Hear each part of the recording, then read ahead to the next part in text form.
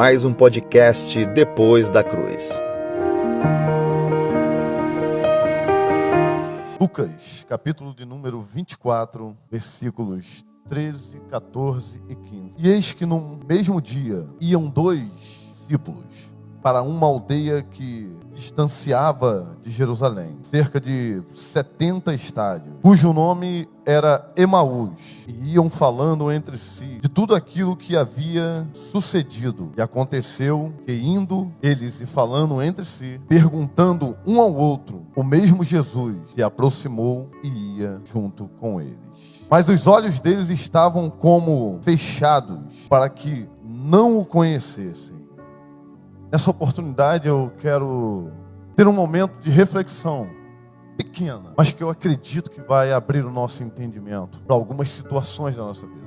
Lucas, nessa narrativa, ele descreve o acontecido ali entre 2 discípulos, 2 pessoas que desfrutaram dos ensinamentos de Cristo, 2 pessoas que conviveram próximo a Cristo, 2 pessoas que, por muitas vezes, ouviram Cristo ensinar. O cenário está engolindo o interior daqueles 2 discípulos. Eles olham para Jerusalém e não conseguem lembrar daquilo que o mestre disse antes de ser assunto aos céus. Eles não conseguem sequer mensurar essa nova experiência que estava dada a eles como promessa. Eles estão dominados pelo medo, pela frustração, por tudo aquilo que o cenário de Jerusalém, do momento da crucificação, lhes ofereceu. A dor era visível. Eles estavam esquecendo da fonte de água viva. Estavam querendo ir lá nas fontes de águas quentes para um relaxamento momentâneo. Eles estão caminhando. E surge uma terceira pessoa. O próprio mestre, Jesus. Aí o texto vem dizer que os olhos deles estavam como se fossem fechados. Eu acredito que eles não enxergarem estava dentro da vontade permissiva de Deus. Pare para analisar junto comigo. Você está totalmente destroçado em seu interior, desiludido, dominado pela dor. A mente está totalmente aprisionada pelo cenário de frustração e derrota. Você está a caminho de um lugar que não foi o destinado para você. Você está indo totalmente ao oposto daquilo que foi proposto para a sua vida. Você está aprisionado. O seu senso de percepção está totalmente abalado. A ordem natural dos fatos não ter muito discernimento. Não é assim? Nós olhamos para o cenário que nos rodeia e tiramos as nossas conclusões.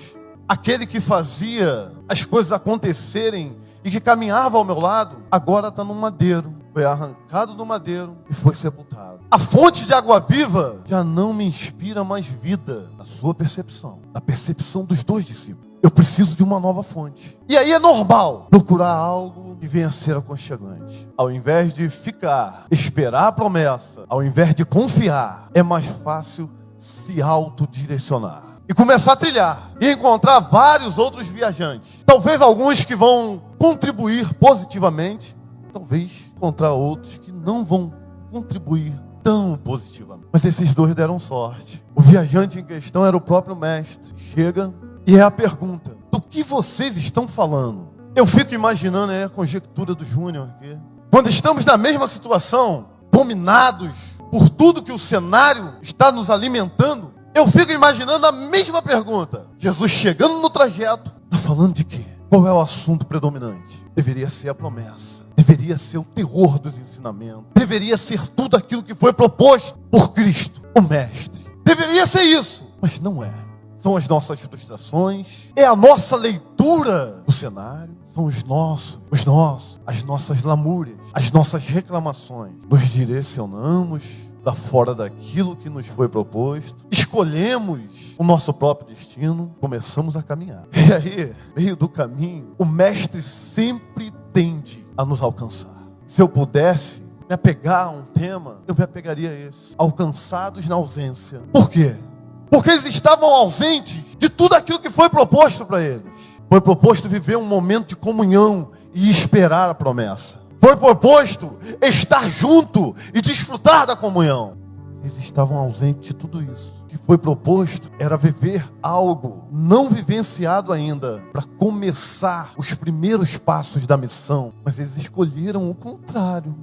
Ordem natural dos fatos, escolhas, consequências. Estão caminhando, estão se distanciando, estão desfrutando de uma conversa edificadora, mas não estão percebendo que é o próprio mestre que está falando com eles. Chegando perto de Emaús, bem próximo, eles param, armam a tenda e aí eles convidam ele. Esteja conosco, desfrute da mesa. O mestre entra e o mestre não é um bom visitante nessa hora, porque o mestre toma a frente, ele toma para si o pão, parte o pão. Sabe o que Jesus estava fazendo? Jesus estava utilizando a ordem natural dos fatos. Eles iam ter que partir o pão, mas mostrando a presença dele ali, ativando a lembrança dos dois discípulos que tinham vivenciado isso lá atrás, quando Jesus repartiu o pão e desfrutou do momento de comunhão. Jesus estava fazendo assim, relembraram. Nesse momento, no partir do pão, os discípulos olham um para o outro. Eu imagino. Eles falam, é ele. Eles olham um para o outro. Não ardia o seu coração? Ele veio falando junto com a gente, junto conosco. Não ardia o coração? Era para nós percebermos que o mestre estava junto e que tudo que ele falou acerca da ressurreição se cumpriu. Mas eles preferiram viver a ausência daquilo que foi proposto. Mas a presença estava ali. O cenário era de dor. O cenário era de frustração e derrota. O cenário era de morte. Mas a presença daquele que disse que tragada foi a morte pela vitória estava ali. O coração ardia. O corpo respondia aquilo que o espírito estava vivendo. Mas a percepção estava abalada. Deixa eu te dizer uma coisa. Talvez a sua percepção esteja abalada. Mas nessa conversação de hoje, entre o Espírito e você, o Mestre está fazendo arder o coração, para você entender, para você compreender, que é presença, não é palavras do Júnior, não é uma encenação e um fundo musical, não, é presença do Mestre na viagem, é presença daquele que pode fazer o seu coração arder, é presença daquele que está te resgatando, te alcançando do seu momento de ausência, que você escolheu, ou que o cenário te conduziu a viver, mas o mestre está te alcançando, falando para você, pode voltar, ainda dá tempo de viver tudo, ainda dá tempo. O que fica de lição para nós dois é que eles não eram os discípulos badalados da época. Que lição que eu gosto. Eles não eram os badalados, não eram os mais falados, mas o mestre foi lá alcançá-los. O mestre se disponibilizou a alcançá-los. Em toda a ausência que eles estavam vivendo, o mestre foi alcançá-los. Assim como está te alcançando e está te propondo a uma vivência de comunhão e de presença do Espírito na sua vida, trazendo paz, paz, paz e paz, em meio a qualquer cenário. Que Deus nos abençoe. Deixa eu orar por você. Senhor Deus, eu quero entregar, Senhor, a mente de cada pessoa que pôde ser alcançada. Que o Teu Espírito, Senhor, possa nesse momento relembrar coisas particulares que essa pessoa viveu junto com o Senhor. Que pelo poder do nome de Jesus, trajetos sejam retomados. E que pelo poder do nome de Jesus, pessoas venham ser reerguidas novamente. E que pelo poder do nome de Jesus, essas pessoas desfrutem da comunhão proposta, da promessa que nos foi deixada e de tudo aquilo que a missão nos envolve a estarmos vivendo. Em nome de Jesus, essa palavra alcance os corações, em nome de Jesus. Amém.